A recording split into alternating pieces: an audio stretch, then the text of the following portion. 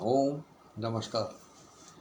मंगलम भगवान विष्णु मंगलम गरुड़ध्वज मंगलम पुंडरीकाक्ष मंगलाय तनो हरि मंगलाय तनो हरि। शान्ताकारं भुजगशयनं पद्मनाभं सुरेशं विश्वाधारं गगनसदृशं मेघवर्णं शुभांगम् लक्ष्मीकान्तं भवभयहरं सर्वलोकैकनाथं।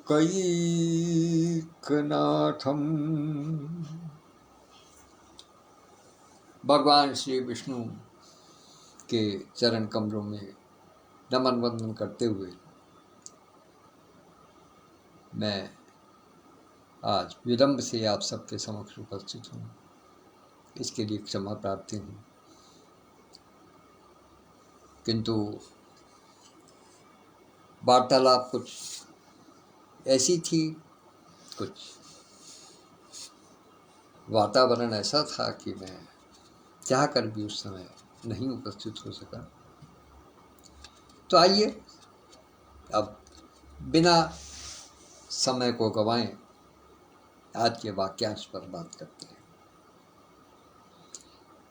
आज का वाक्यांश है जिंदगी का व्याकरण। आप कहेंगे जिंदगी का व्याकरण कहाँ से आ गया? व्याकरण होता है भाषाओं का। मैं अक्सर कहा करता हूँ कि भाषा वो जिसका व्याकरण, जिसका व्याकरण नहीं वो भाषा नहीं, वो तो फिर बोली है, बोलचाल की भाषा है, बोलचाल की बोली है, वो फिर भाषा नहीं, उसको भाषा नहीं कह सकते। वो एक संवाद का माध्यम है, बोली है, जो हर 50 किलोमीटर पर बदल जाती है। किधर भी चले जाइएगा, चाहे दक्षिण में 50 किलोमीटर चले जाइएगा वहाँ बदल जाएगी, उत्तर में चले जाइएगा वहाँ बदल जाएगी, पूरा पश्चिम किसी भी दिशा में चले जाइएगा 50 किलोमीटर पर जाने पर भाषा बदल जाती है। भाषा नहीं बदलती, बोली बदल जाती है। भाषा तो एक ही, शाश्वत भाषा एक ही है, वो देववाणी है। तो इससे उसकी क्या बात है? तो व्याकरण भाषा का होता है। और आप जानते हैं कि हमारी जो जिंदगी है, हमारा जो जीवन है, वो भी किसी भाषा से कम नहीं है। हर व्यक्ति की जीवन की अलग अलग भाषा है, अलग अलग परिभाषा है। परिभाषा का मतलब क्या है? परिभाषा का मतलब ये है कि जो आपके व्यक्तित्व को या जो उस शब्द को पूरा पूरा बखान कर दे, वो परिभाषा है। तो उसकी निश्चित रूप से व्याकरण है। हर चीज का व्याकरण है। हिंदी का व्याकरण है, संस्कृत का व्याकरण है, अंग्रेजी का व्याकरण है। मगर आपको स्मरण करा दूं कि कुछ ऐसी भी भाषाएं कही जाती हैं जिनका अपना कोई व्याकरण नहीं है। अतः मेरी निगाह में वो भाषा नहीं है, वो केवल बोली है। तो बात कहाँ जिंदगी के व्याकरण से चली थी और कहाँ भाषा के व्याकरण तक पहुंच गई। हम फिर अपने मूल बिंदु पर आते हैं। मेरी निगाह से व्याकरण का अर्थ क्या है? दो इसमें छोटे छोटे बिंदु जुड़े हुए हैं। व्यवहार और कर्म। कोई भी वस्तु, कोई भी चीज, कोई भी जिंदगी, कोई भी मनुष्य किस प्रकार का व्यवहार करता है, वही व्याकरण कहलाता है। मेरे चरित्र का व्याकरण कुछ और है, आपके चरित्र का व्याकरण कुछ और है, क्योंकि कहा गया है कि मूढ़े मूढ़े मतिर भिन्ना। तो ये जो मस्तिष्क है, ये जब अलग अलग प्रकार से सोचता है तो निश्चित रूप से फिर उसका व्याकरण अलग ही हो जाता है। हर व्यक्ति का व्याकरण अलग है, हर व्यक्ति के जीवन का व्याकरण अलग अलग है। कुछ मूलभूत सिद्धांत हैं, वो अपनी जगह बिल्कुल एक सी हैं, लेकिन उनको मानना न मानना, समझना न समझना, उनके ऊपर चलना न चलना, वो हर व्यक्ति का अपना अपना अलग अलग मत है, अलग अलग मान्यता है, अलग अलग आस्था है और अलग अलग उस विषय में सोच है। जैसे जिंदगी की एक सबसे बड़ी व्याकरण ये है कि हमें एक दूसरे के साथ में समाज में रहना है। केवल मानव की बात नहीं है, सबके साथ में रहना है। छोटे छोटे पंछी हैं, चिड़िया हैं, कौवे हैं, कबूतर हैं, बंदर हैं, गाय हैं, कुत्ते हैं, बिल्ली हैं, चूहे हैं। ये सब मनुष्य तो नहीं है, मानव योनि में तो नहीं है, किंतु हम, ये हमारे समाज का एक अंग है, हमारे साथ रहते हैं, हम इनके साथ व्यवहार करते हैं, रोटी दे देते हैं, कभी बंदर को गुड़ चना खिला देते हैं, कभी उसको ब्रेड दे देते हैं, कभी रोटी दे देते हैं। गाय की रोटी निकलती है प्रतिदिन, कुत्ते की रोटी बनती है। तो अर्थात ये सब, ये हमारी जिंदगी का व्याकरण है कि हमें इन सबको साथ लेकर के चलना, और हमें इन सबको साथ लेकर के चलते हैं। ये मानव जीवन का व्याकरण है, ये समाज का व्याकरण है। हम चाहेंगे तब भी और नहीं चाहेंगे तब भी ये हमारे जीवन का हिस्सा है, अंग है। एक तरीके से और देखिएगा, एक भिखारी है जो हमारे दरवाजे पर भीख मांगने के लिए आया है। आप उसको कुछ दे न दें, ये आपकी अपनी मर्जी है, लेकिन वो भी हमारे समाज का हिस्सा है। ईश्वर ने उसको, हो सकता है पता नहीं किस कर्म के, पूर्वकृत कर्म के कारण उसको ऐसी स्थिति में ला करके खड़ा किया है कि उसे हाथ फैलाने के लिए मजबूर होना पड़ा। और कुछ ऐसे भी हैं, उन्हीं में से कुछ ऐसे भी हैं जो कि सब कुछ होते हुए भी भीख मांगने को मजबूर हैं। ये उनकी व्यवस्था है, ये उनकी जिंदगी का व्याकरण है। मैं जिंदगी के व्याकरण में ही उस चीज को लेकर के आता हूँ। ये उनकी जिंदगी का व्याकरण है, वो अपने जीवन को इसी प्रकार से चलाना चाहते हैं, क्योंकि उनके मन में लालच है, लोभ है। वो क्यों कमा करके खाएंगे जब उनको ऐसे ही मिल जाएगा। तो ये उनकी जिंदगी का व्याकरण। तो एक जिंदगी का व्याकरण ये भी है कि दूसरों को बेवकूफ बनाओ और अपने आप मौज में रहो। जिस व्याकरण से एक परिभाषा निकल करके आती थी कि जिसे मिले यूं वो खेती करे क्यों, जिसे मुफ्त में मिलता हो वो क्यों काम करे। लेकिन आज के समाज में वास्तविकता क्या है? पहले स्थिति ये थी कि लोग बाग गरीब हुआ करते थे, मांग करके भोजन प्राप्त किया करते थे। आपने पहले सुना होगा सुदामा जी ने अपनी पत्नी को क्या कहा था कि औरन को धन चाहिए, बामन को धन केवल भिक्षा। लेकिन वो भिक्षाटन कैसा था? वो भिक्षाटन केवल ऐसा था कि जिससे उस समय भर के भोजन का प्रबंध हो जाए, बस, इसके अतिरिक्त नहीं। और कुछ तो भिक्षाटन ऐसा भी करते थे कि गए, हाँक लगाई, कुछ क्षण के लिए, कुछ पल के लिए रुके,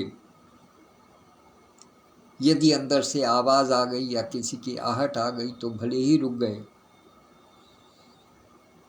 अन्यथा एक आवाज लगा करके आगे बढ़ गए, दूसरे दरवाजे जा हाँक लगाए। वो जिंदगी का व्याकरण था, वो थी वास्तव में भिक्षाटन। आजकल भिक्षाटन क्या है? आजकल दूसरे को बेवकूफ बना करके, दूसरे को मीठी मीठी बातों में उलझा करके, दूसरे से पैसा निकाल लेना, दूसरे के साथ में ठगी कर लेना, दूसरे को लालच दे करके उससे जो है पैसा ऐंठ लेना, ये भी एक प्रकार का भिक्षाटन है। लेकिन ये भी एक जिंदगी का व्याकरण है। एक भीख वो मांग रहा है जिसको वास्तव में आवश्यकता है, और एक भीख वो मांग रहा है जो कि सब समर्थ है लेकिन फिर भी दूसरे को बेवकूफ बना रहा है। दोनों की व्याकरण अलग अलग है, लेकिन बात दोनों की एक ही है, दोनों ही भीख मांग रहे हैं। तो इसलिए जिंदगी के हर कार्य में, चाहे कोई भी कैसा भी कार्य कर रहा हो, सबके भिन्न भिन्न व्याकरण है। एक मुझे बहुत छोटी सी बात याद आ गई, इसको समझने के लिए ऐसे समझिए, जैसे एक शब्द है दही, भाषा पर लेकर के चलता हूं। एक शब्द है दही। अब दही को कुछ लोग खाते हैं, कहें कि दही जम गई, स्त्रीलिंग हो गई। दही जम गया, पुल्लिंग हो गया। और दही का क्या है, जब दोनों ही तरीके से प्रयोग होने लगा तो फिर उसको क्या माने, स्त्रीलिंग पुल्लिंग? नहीं, कुछ भी नहीं, तो बीच की स्थिति में आ गया। लेकिन हर वस्तु का अपना अपना व्याकरण है। चिड़िया उड़ती है, उड़ता नहीं है। कौवा बोलता है, बोलती नहीं है। कोयल कूकती है, कूकता नहीं है। ये व्याकरण है जो नर और मादा का भेद करती है। यही नर और मादा का भेद मानव के जीवन में भी उपस्थित है। स्त्रियों के जीवन का व्याकरण कुछ अलग है, पुरुषों के जीवन का व्याकरण कुछ अलग है। आपको एक बहुत पुरानी प्रसंग से, और आप सबका जाना माना प्रसंग है, सर्व समाज का जाना माना प्रसंग है, उससे जोड़ता हूँ और उस व्याकरण को समझाने का प्रयास करता हूँ। देखिए कैसा व्याकरण होता है,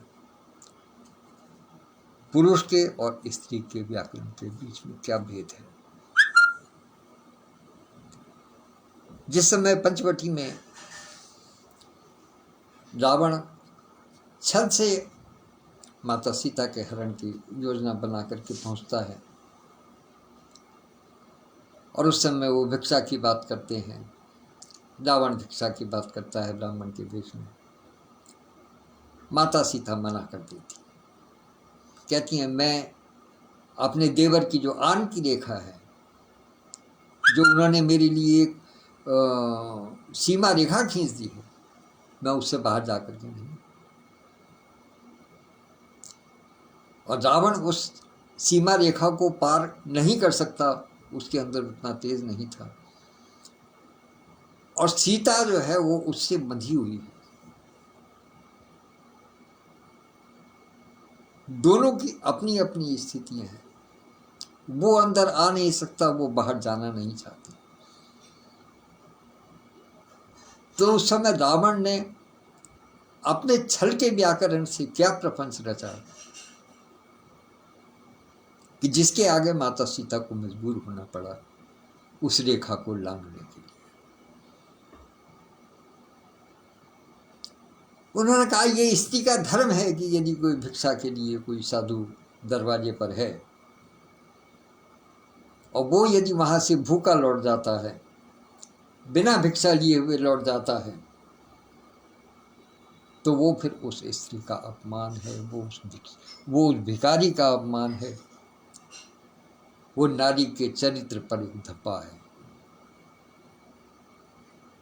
का नारी कभी भी इतनी कठोर नहीं हो सकती, वो हमेशा सबको भोजन कराने वाली है, अन्नदाता है, अन्नपूर्णा है। वो यदि द्वार पर आए हुए अतिथि को भोजन कराए बगैर वापस करती है तो वो उसको कलंक लगेगा, उसको दोष लगेगा। रावण ने ये व्याकरण जब नारी चरित्र का सीता जी को दिया और सीता जी ने उस पर विचार किया, तो वो स्वयं लक्ष्मण की रेखा को पार करके बाहर आए और फिर उसका जो नतीजा हुआ वो आप सब जानते हैं, हम सब जानते हैं। तो इससे हर व्यक्ति के जीवन का अपना अपना अलग अलग व्याकरण है। रावण ने छल के लिए इस व्याकरण का प्रयोग किया, जबकि सीता जी ने जानते बूझते हुए कि ये मुझे बेवकूफ बना रहा है, पागल बना रहा है, इसके मन की क्या इच्छा है वो समझ गई थी, लेकिन इसके बावजूद भी चूंकि एक सच्चरित्र जो स्त्री है, या कहिए जो सती साध्वी जो स्त्री है, जो सच्चे मायनों में नारी धर्म निभाना जानती है, उसने उस रेखा को पार करना ही उचित समझा, क्योंकि वो ये लांछन कदापि नहीं चाहती थी। अपने ऊपर की बात नहीं, वो सूर्यवंश पर ये लांछन नहीं चाहती थी कि उसके द्वार से कोई ब्राह्मण भूखा वापस लौट गया। ये उद्देश्य, ये उच्च आदर्श, ये जीवन का व्याकरण है, ये हमारी जिंदगी का व्याकरण है। कभी कभी ऐसा होता है वास्तव में कि हम ये अनुभव करते हैं कि सामने वाला हमें बेवकूफ बना रहा है, लेकिन हमारे अपने आदर्श, हमारी अपनी जिंदगी का व्याकरण, हमारे अपनी जिंदगी की परिभाषा मजबूर है इस बात को कि हम कार्य को उसकी मनोनुकूल स्थिति से करें, उसके मन के अनुसार करें। हम करने को मजबूर होते हैं, क्योंकि वहाँ बात क्या आ जाती है कि अरे यदि हम भी उसके जैसे हो जाएंगे तो फिर हम में और उसमें फर्क क्या रह जाएगा। ये फर्क हमारे उसके व्यक्तित्व का नहीं है, यह हमारे उसके जीवन के व्याकरण का। हमारे जीवन का एक व्याकरण और भी है कि हमें किस किस समय तक क्या क्या कार्य करना है। 5 वर्ष तक बाल्यकाल, शैशवावस्था, किशोरावस्था, युवावस्था, और फिर उसके बाद में अधेड़ावस्था, प्रौढ़ावस्था, वृद्धावस्था। कितने कितने भाग हैं, सबके अलग अलग कर्तव्य हैं, हर आयु के अलग अलग कर्तव्य हैं, हर आयु वर्ग की अलग अलग व्याकरण है। कहीं खेलना ही सब कुछ है तो कहीं अध्ययन करना ही सब कुछ है, कहीं गृहस्थाश्रम में पहुंचना आवश्यक है तो कहीं ब्रह्मचर्य का पालन करना आवश्यक है। कहीं हम संन्यास लेकर के चल देते हैं, मन सन्यासी हो जाता है, केवल ईश्वर की भक्ति में लीन रहता है। तो हम तो वही हैं, मनुष्य तो वही है। अजामिल को जानते हैं, जिंदगी भर क्या किया और अंत में क्या हुआ। जिंदगी के व्याकरण किस प्रकार से बदल जाते हैं, ये समझने का विषय है, ये जानना चाहिए। और जिस समय जिंदगी में जिस व्याकरण की आवश्यकता है उस समय उसी व्याकरण को अपनाएं। लेकिन एक व्याकरण जो कहते हैं ना कि बीज जो होता है, बीज से जड़ बनती है, जड़ से पेड़ बनता है, पेड़ से तना होता है, तने पे फूल लगते हैं, पत्ती लगती हैं, फिर फल लगता है। लेकिन जड़ जो है वो एक ही है और वो जड़ हमारा ईश्वर है।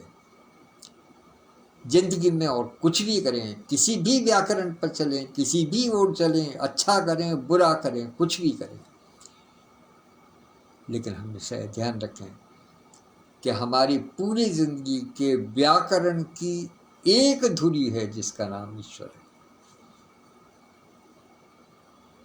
पूरे जीवन का व्याकरण एक धुरी पर स्थिर है, जिसको हम परमपिता परमात्मा के प्रति आस्था कह सकते हैं, ईश्वर के प्रति आस्था कह सकते हैं, या वो सद्विचार कह सकते हैं जिससे कि हम समाज में लोगों के साथ में जुड़ते हैं, उनके साथ में सद्व्यवहार करते हैं।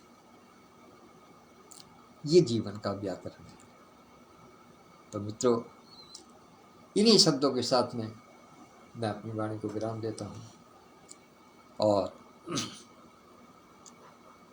वही अपने लगभग 10:30 बजे के करीब नियमित समय पर कवि के साथ कॉफी बटर पर उपस्थित हूँगा। आज कुछ और बातें लेकर के भैया जी आज के अंक में आदरणीय विद्युत प्रभा दीदी उपस्थित हैं। इनकी उपस्थिति को सादर नमन करता हूँ, प्रणाम निवेदित करता हूँ और 10:30 बजे मिलते हैं आपसे फिर कवि के साथ कॉफी मंच पर। तब तक के लिए प्रणाम, नमस्कार, धन्यवाद।